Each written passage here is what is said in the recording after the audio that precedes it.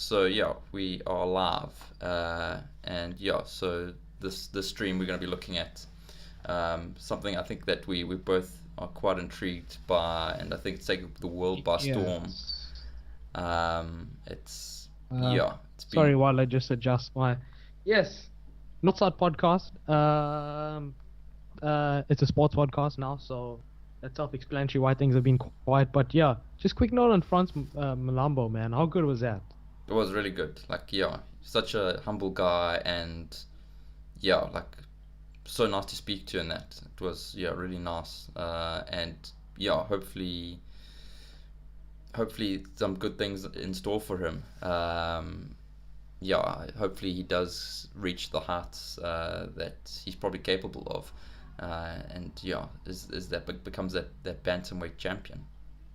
Yeah, dude, that was spectacular to see an African guy with a proper Irish accent. I was that's cool, man. That's globalization at its best. Yeah, Uh, but my good friend Nish studied economics. Now it's called slowbalization because apparently no one's going anywhere. But yeah, all right. I digress. I digress. Um, Last Dance, Darren. Um, what is it? Are we talking a docu series or are we talking a series here? I think it's a docu series because you kind of are documenting, yeah, a Real life, I guess. Yeah. yeah. Okay. So, first up, um, rumor has it, 2016, LeBron James, who let me if listen, let me preface it first by this before I say the first thing about the Last Dance. Um, Everyone compared the late Kobe Bryant to Michael Jordan. Um, it's it's obviously now that Kobe's late. It's not a discussion that's brought up, but consensus at the time was that Jordan was better in most aspects, obviously stats.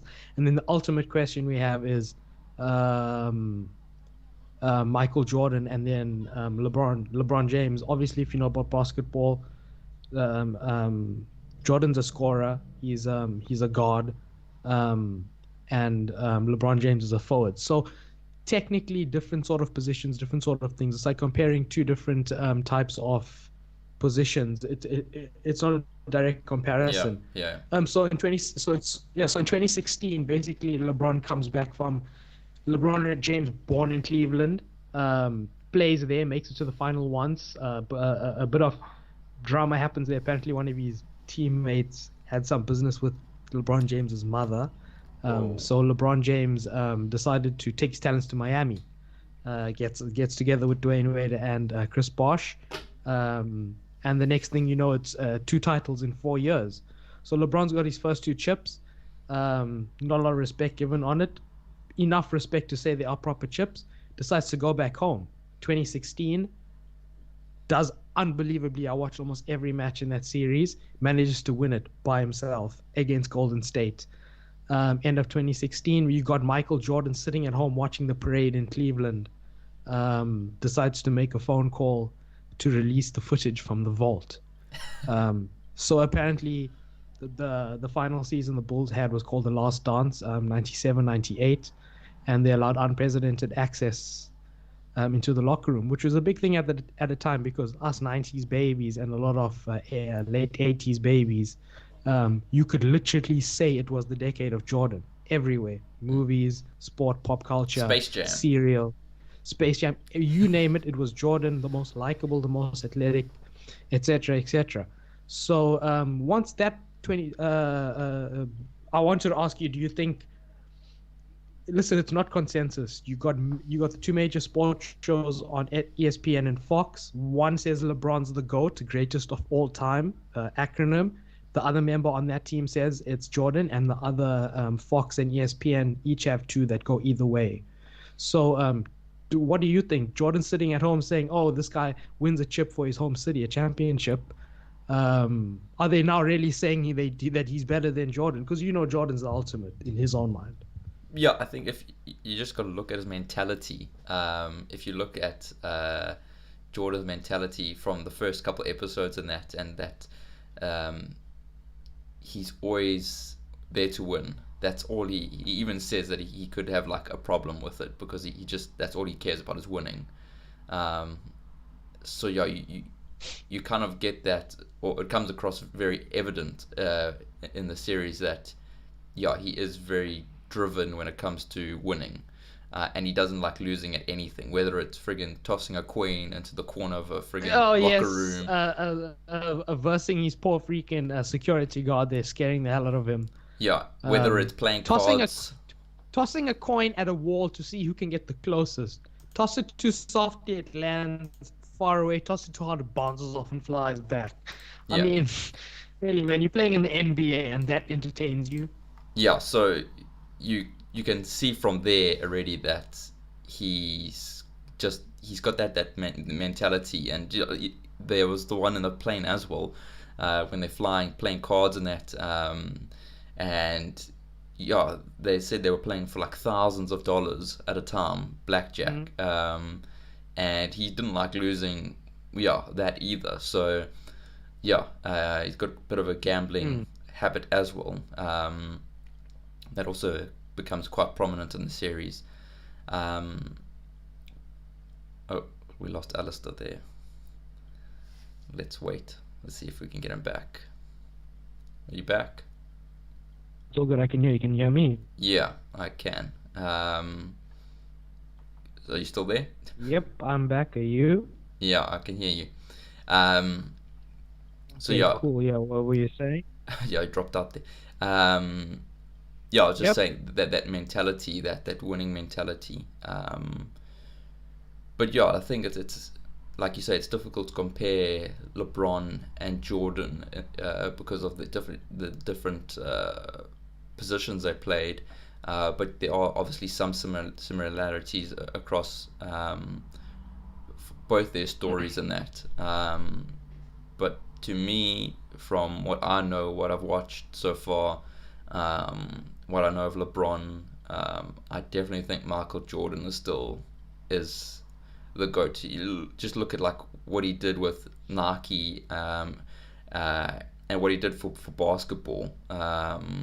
He It, wanted to join Adidas first.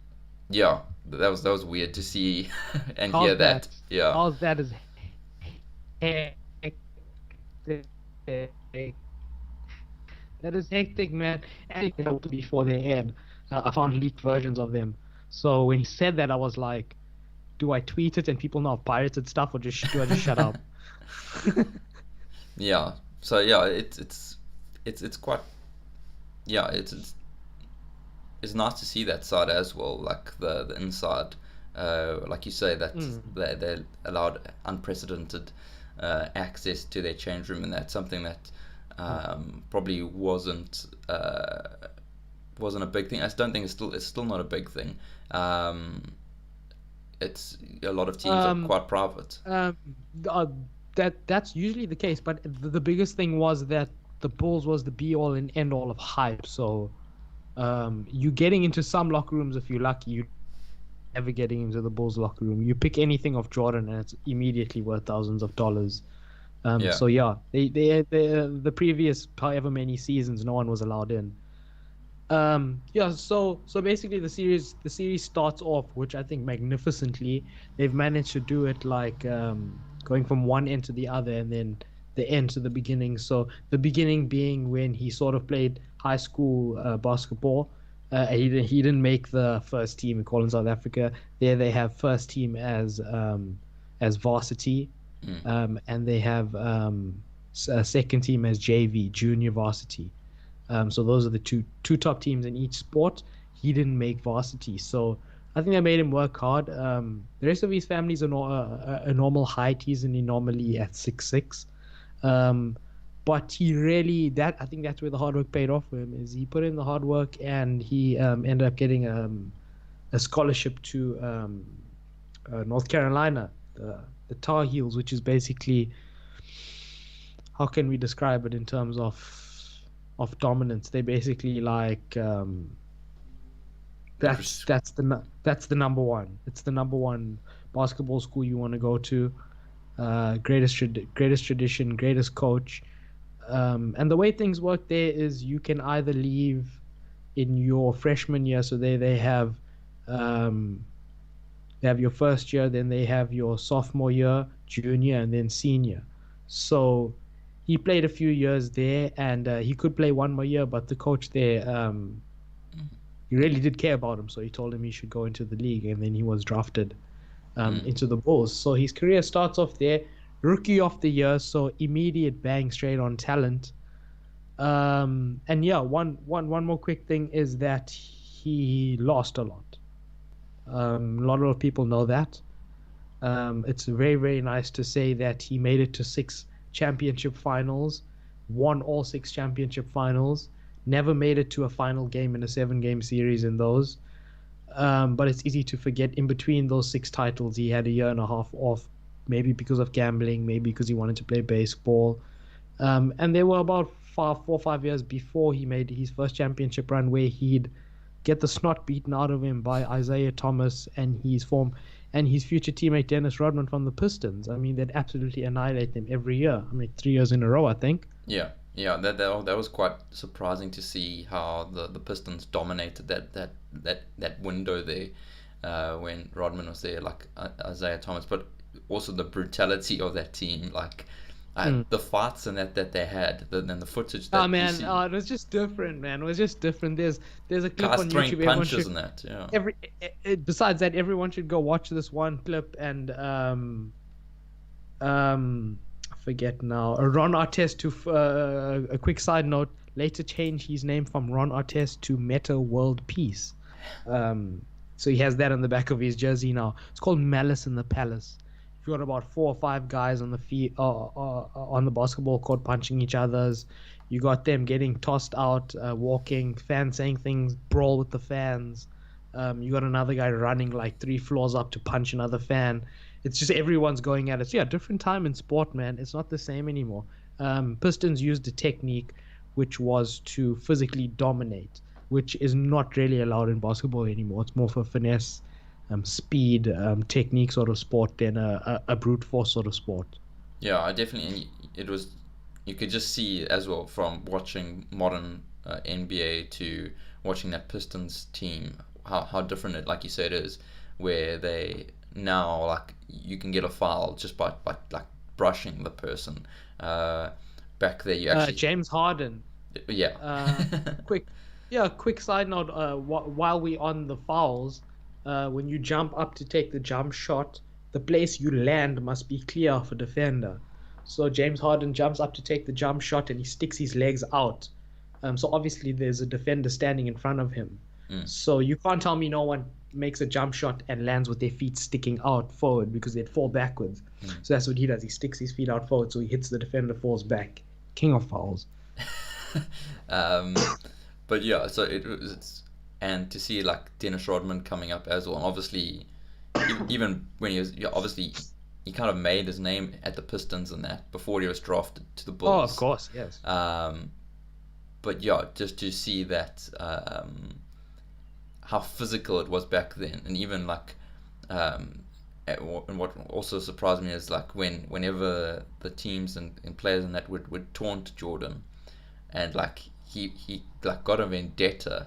Oh boy. And I think they learned very quickly that the reason he maybe retired after 3 seasons is because they weren't challenging him anymore. He had done it all. There's so many stories of people. There's even a story, Darren, of this is the psychotically competitive mindset of Michael Jordan. There was a long-standing story that this rookie said something to him in Milwaukee, and he dropped 54 on them that night. And then years later, they interviewed the guy, and the guy said, "I didn't say anything." yeah, Michael Jordan made the story up in his head so he could score that night. yeah, and he did. Like Yeah, you and he say, did. like when he set the target and the goal, yeah, it was done. You weren't gonna change it, kind of thing. And even I think it was even earlier on in one of the first episode 1 or 2, when I can't remember who they were facing, but it was to make, I think it was yeah, the Bulls were just outside of the playoff spots, Um, And and Jordan comes back from injury. yeah, and he single-handedly, yeah, Yep. just That was the season that I think. Also, something we should talk about: the greatest number two in the world, Scottie Pippen, Hall of Famer, stats, amazing, incredibly athletic, but to be that good and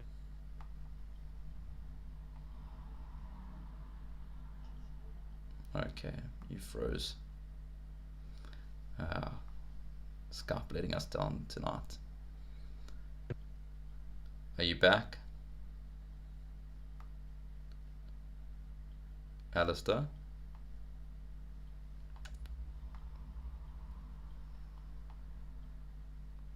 Alistair?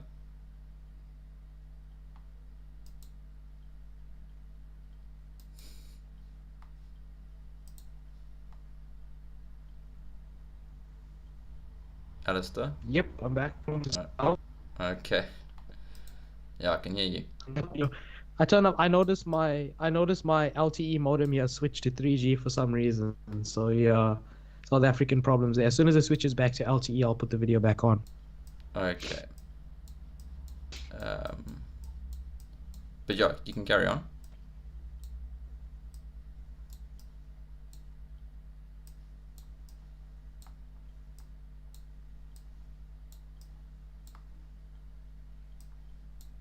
Yeah, I was talking about Scottie Pippen being the best number two in the world. To be that good, to be a Hall of Fame and still accepted to Are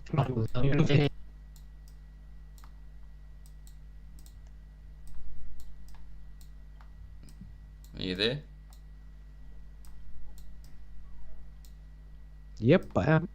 Okay, I lost you there when you were speaking about Scottie Pippen. What was the last thing I said about Scotty? I didn't really hear it. So, yeah, it was in and out. I was I was just saying he is the best number two in the world. To be that good, to be a Hall of Fame.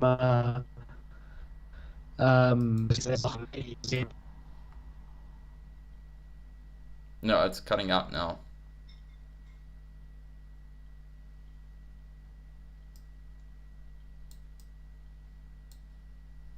Alistair? uh, Oh, technical problems.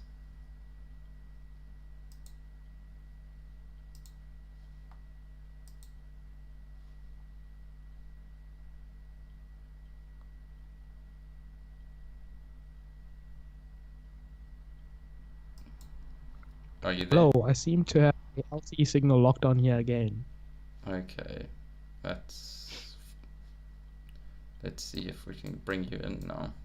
Um, okay, it seems pretty clear, and so that's good. Do you want to go? You can speak if you want. Yeah, sure. We're still live. Yeah. Okay, cool.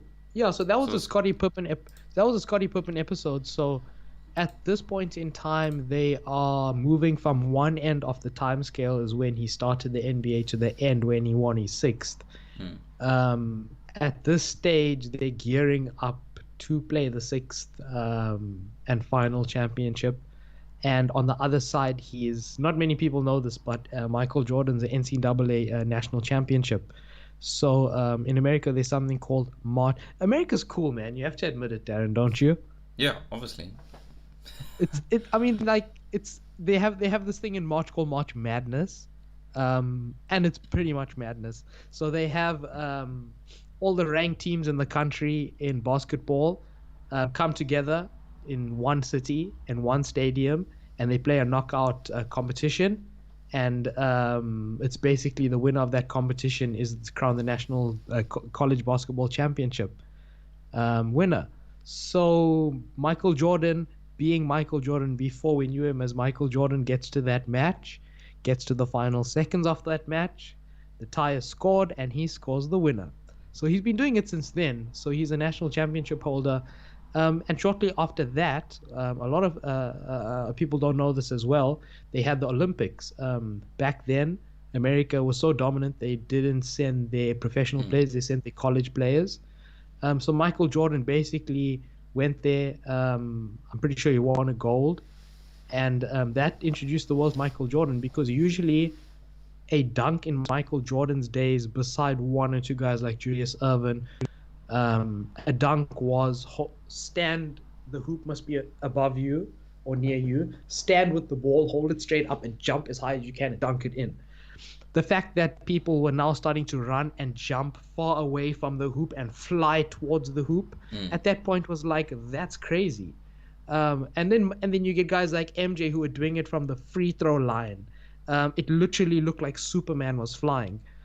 So he just blew everyone away when he went there. He was dunking over people. So he'd run towards them, put his hand on their head, and push off them and dunk, do crazy things like that. So he really made a name for himself before he ended up going to the Bulls. And yeah, learning curve for him there. His first injury, Scottie Pippen took over, like he said. He came back and yeah, he surged them through to the playoffs that year, and that was his first proper taste of having to carry a team, which he had to do for much after that.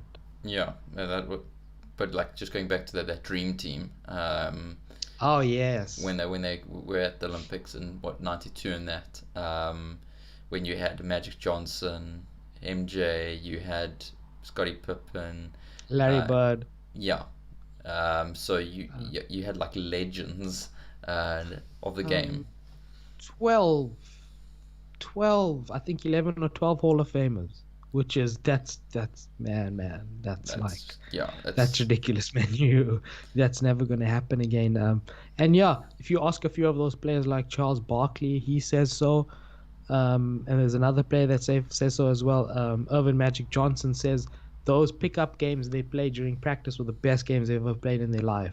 yeah. Um, The, Barring any championship or anything like that. And I mean, um, if I get access to time travel one day, I can tell you right now I'd be a fly on the wall in that place. It's the only basketball you match you'll probably ever need to watch. So yeah, that's I think that's around now like the second or third episode of the series so far. and Let's yeah, make sure we're not gonna jump ahead here. Let's make sure we're on the right episode. uh, and also like the you know, obviously, yeah, the Dream Team was in episode 5 and that, so we have jumped a little bit of ahead. Um, That but was you, Darren.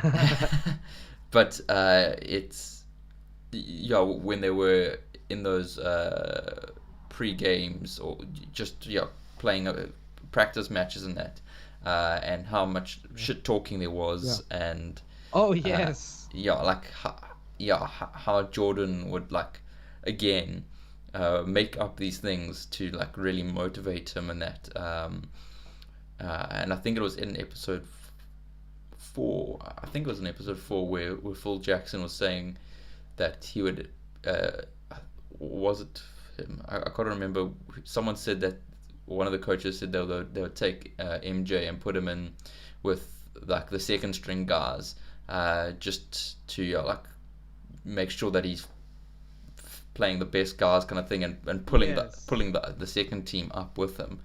Um, so yeah, that was pretty amazing as well to see like how he's able to. Jackson. He's pedigree. He's played in the NBA. He's coached for a long time. I mean, people say, "Oh, Jordan won every one of those titles." Phil Jackson went to the Lakers and won like 5 more, I think. Um, and yeah, they had good people there, so you could say they carried him. But uh, there's one constant in all those titles. Yeah, sorry, you broke up a bit there. What what was Uh, it for uh, your Back. yeah you? It's just the quality's a bit down, but it's okay. I can hear you now. Um, Oh, this is annoying. I have to keep moving this thing around. I don't know why it doesn't usually do this. Um, yeah, LTE is like that sometimes. No, we were speaking about Phil Jackson. Yeah, yeah. Um, Speaking of LTE, can't you connect directly to your router via an Ethernet cable? I can, but that doesn't necessarily affect the signal of the router itself. I Ah, can show you what it looks like if you want. no, no, it's fine. It just looks like that, Yeah, and yeah, it's got a little SIM card you put in it, so the connection, the modem's right next to the computer. It's just the signal that the modem's getting from Telcom, which seems to be uh, um, have very high traffic during late South Africa. yeah. Normal stuff. But anyway, yeah, we are talking about Phil Jackson and that. But yeah, is there anything that you think we've missed in some of the other episodes, like 3 or 4, or something like that? Um, Honestly, it's a portrayal of Michael Jackson, the man. It's Michael I Jackson. think I knew I was eventually going to make that mistake. Michael Jordan. Listen, this is why I think it's pulling up like. Listen, people always talk about Rotten Tomato ratings. I think that's an aggregate of critic ratings. Listen, when you're a critic and you watch movies all day, I'm not like you need to be a working man needing to watch some de-stressing stuff or some entertaining stuff for me to take you serious. And I find that the ratings on IMDb tend to be pretty accurate. It's sitting at 9.4 out of 10, which puts it in the top 20 all-time Well, um, top 20 all-time series and top 5 all-time docu-series. And I think it's there for a reason. It's not there because Michael Jackson. It's not there because Michael Jordan's a good basketball player, and it's not there because the Bulls have become a cult status. It's there because of how they've created the documentary. hmm. Um, Listen, it's maverick to start from one end of the timeline and the other end and do it that way. I found that very, very intriguing because it puts the timeline together in your head. And most people don't understand the greatness of Michael Jordan because honestly, it takes hours. You need to understand when he came in, how he was. He couldn't win, what he did to do to eventually win, and how he managed to win. You need to understand what happened to his dad after he won his third. It might have been just before Third. he won his third championship. Yes. Um, Yeah. his dad was murdered. You need to understand how he came back from that and use it as fuel. And then you also need to understand Michael Jordan, the man today. You need to understand that I know Charles Barkley said this once. They aren't role models, but if you look at Jordan now, you can see he can still dunk. By the way, that standing one hand dunk I was talking about, which Hmm. is always good to be able to do as a pro. But yeah, if you look at his eyes and things like that, he maybe has a bit of you know jaundice or something like that. So yeah, it's a little bit concerning. But yeah, I think we finally have the quintessential story on the man. There's been so much hearsay about him that you never know what's true. And being a person who's watched so many Jordan documentaries, um, there's many. There's one called Air Jordan. There's one called Being Mike. I can tell you right now, the footage that they have in The Last Dance, it's you completely unique. I can only imagine what else they have. I mean, just the footage of him being with the security and things like that. It's a way they never ever showed Michael before ever, and they wouldn't do that because they wanted to keep a certain image. So yeah, the first five is absolutely tintillating, and the last five, I promise you, is like almost double better. So I can't wait to speak about that. Yeah, so yeah, we're going to cover obviously the first 5 episodes now, and then next week we'll do the next 5. Um, but yeah, one of the other things I was quite it was quite interesting to see. Obviously, we knew he was a superstar, um, but to see, I think that's also just heading now towards episode 5, and that like how big a fan favorite he was, and how many people loved and adored him, and the crowds that he would pull, just for like, yeah, sitting in a hotel room, You leave the hotel lobby room, there's people waiting for you. You're driving, there's people on the side of road waiting for you. Get to the stadium, there's people waiting for you. I It's swear just to you, continuous. man, all the way here in South Africa, I don't know how, but when I think about the 90s, I think about Jordan. He was just absolutely everywhere. And he set the trends. I remember when he came out with the hooped earring. Mm. Um, Bunch of dudes used to have that. I know my uncle has a Bulls tattoo. He's from that era. You look at my mustache right now, you can tell as well. Oh, to mature Jordan. Um, yeah, man, he really is the 90s, and that's what makes him so special. There was I forget the presenter's name now, but he said that there's only two like him, and that's I think he said it's Muhammad Ali, and I think it was someone else. I can't remember. I think he said Oscar Robertson or someone. But Mm. yeah, he's in a class of his own when it comes to fandom, when it comes to hard work. But the main thing about him, I think, what made him so famous was clutch moments. He just has way too many for that to be a clutch moment like Fluke. Yeah. Way too many. Yeah, you can, like you say, even from like the beginning in episode 1 or 2, and that where it was when they were fighting, they needed to win that their last game in regular season to make the playoff, Mm, and the coach was kind of like saying, okay, take Jordan off and all that kind of stuff, just throw the game, because they wanted to get picks when it comes to the drafts. drop for Um, next year, yeah. and Jordan was like, "Nah, that's not happening." Few seconds on the clock, lands. I don't know if it was a 2 or 3. Wins the game, and they make the final spot. And he was all about it, like, yeah, and that just carried on and on. When it came to that big match temperament, he just had it. For any game, and especially when things got tough. That's when he thrived. Um, I think it's later on, yeah, in I can't remember if it's in the Pistons, in the series versus Pistons net, where they showed the points per game that Jordan was racking up. It was like every game was over 40, under 60, every game. Just amazing. And that's the thing, man. That's how people were able to draw similarities between Kobe and him. Is that Kobe and Jordan would actually, if the game wasn't in a buzz beat situation or something like that, they would do things to make them get that hype because they're like racehorses. They need to get themselves racing at a certain pace for to bring the best out of them, and they understood that. Jordan is, I'll say it again, he's psychopathically competitive. I can't remember which episode it was now, but I'll say it anyway. The only time he cried in the interview was when he was asked why he pushed his teammates so hard.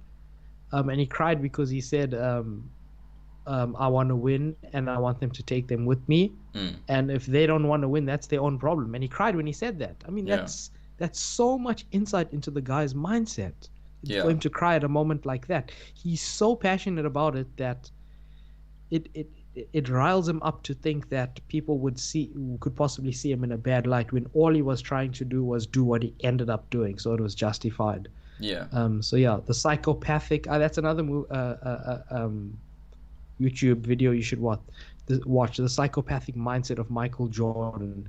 It shows how he got into people's heads. He's ruined entire people's careers by what he's told them on the court and in practice. If you can't cut the mustard, don't even try and go to the Bulls, basically, because he only wants people who can go into the trenches with him. Against teams like New York, Patrick Irvin, the guys that would really put it on you. yeah. I think, yeah, that mindset is, yeah, unprecedented in sports. You don't really have, you don't see that often, where it's so ruthless. But like you said, it was nice to see the more humble side of Jordan, when he said when he did what got quite emotional on that, because that's all he wanted to do. He loves basketball. He wants to win, and he's just taking everyone with him. He doesn't want to do it by himself. Yeah, if he needed to, he would do it. Um, but he wants to take it. He's quite a team player in that sense. And like even when in the training and that, you can see him shouting at guys and yeah, swearing at them and telling them they shit and yeah. Yeah, Um, what's your opinion on that? I Is that constructive? I think there's a level. Obviously, like Phil Jackson also said that he sometimes had to step in and say like tell him to calm down. You still got to be a team kind of thing.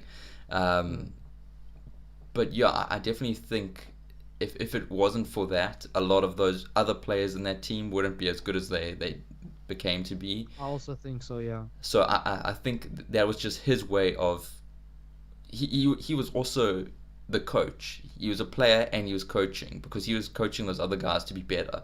Um, so I think that played a pivotal role. And if it wasn't for that kind of I don't know, that pushiness from him and that drive, yeah, they wouldn't have been as successful as they were. But it's a Yeah. fine line when you're starting to swear at your teammates and telling them how shit they I are and don't know, that. man. I don't know, man. It's considered a professional working environment, so I guess I don't so. know these days if that would fly. And then one thing I wanted to talk about before you can finish off with whatever else, not about what he did, but the man, Dennis Rodman. What's your take on him? Interesting. Everything included. Um, the party lifestyle, the cross dressing, the absolutely beast of a rebounder that he is. I'm talking about all time great rebounder. Court vision he has going to North Korea.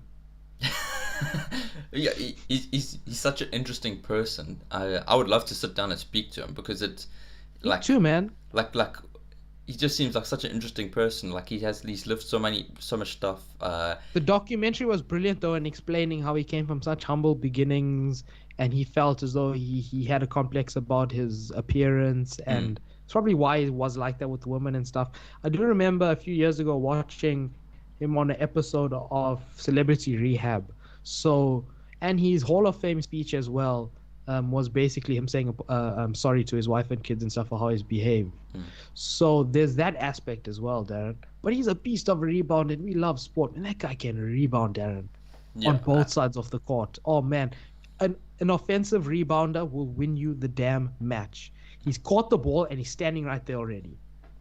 I think yeah, if you separate it from that perspective, from the sports side of things, the basketball side of things, obviously yeah, a legend, a Hall of Famer, and then the personal side of things as well. Obviously he did some questionable things back then. Like the best thing was when yeah. Rodman said he needed a vacation to MJ. Uh, Just disappears just to Vegas yeah, and doesn't come back. yeah, and MJ had to go and get him. Um, and but like he said, like when they first came and told Jordan that yeah, Rodman's needs a vacation, and he said if you let him go, he's not coming back. And it happened. They let him go. How, He Darren, didn't come back.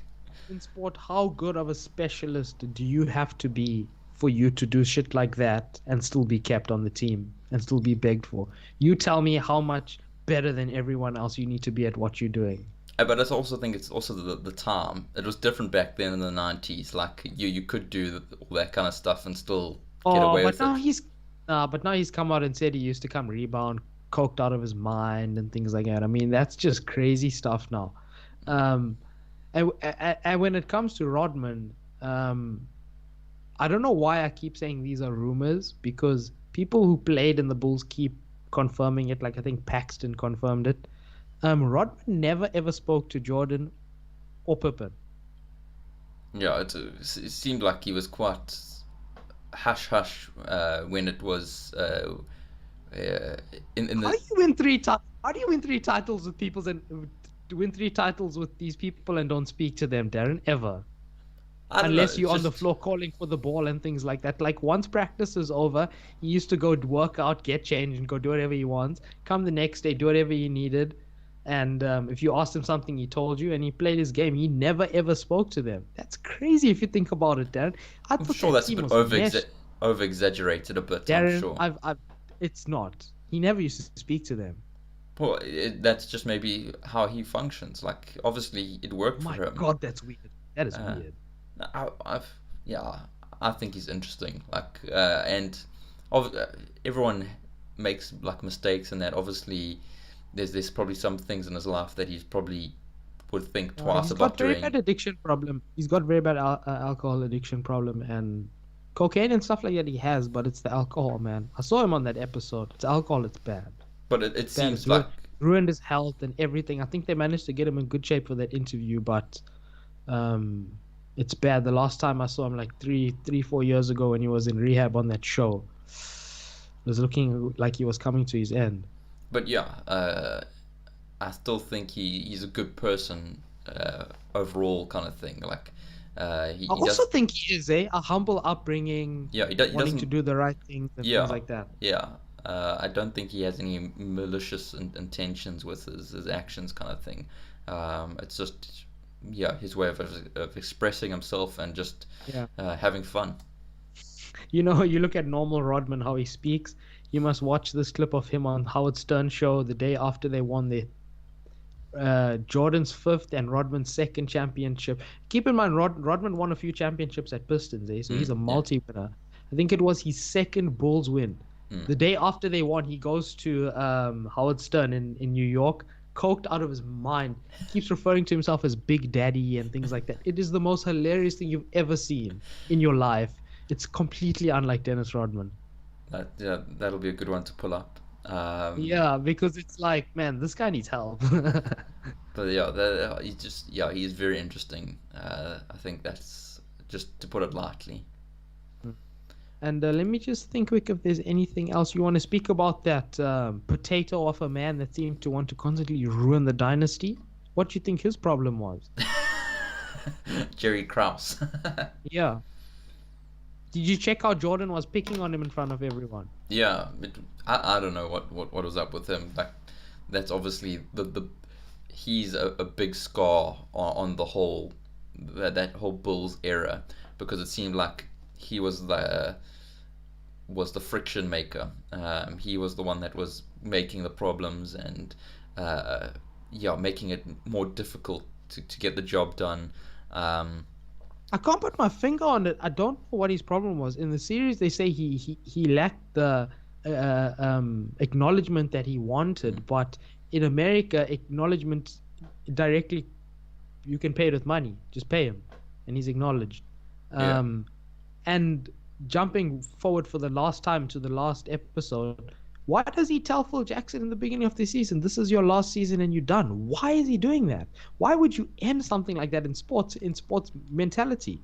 yeah. It was quite weird. Like, and they said obviously their reasoning was they wanted to rebuild. Oh, but then Jordan goes, if Phil goes, I'm going, and Scotty goes, if Jordan's going, I'm going.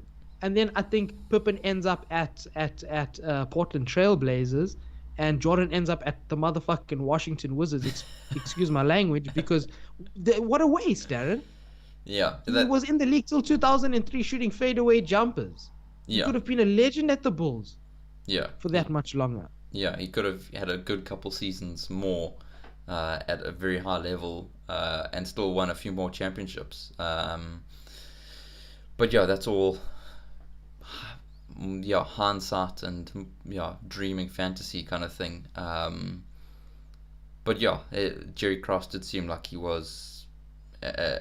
Yeah, I don't know what his goal was, and obviously we'll never know because he passed away when a few years ago.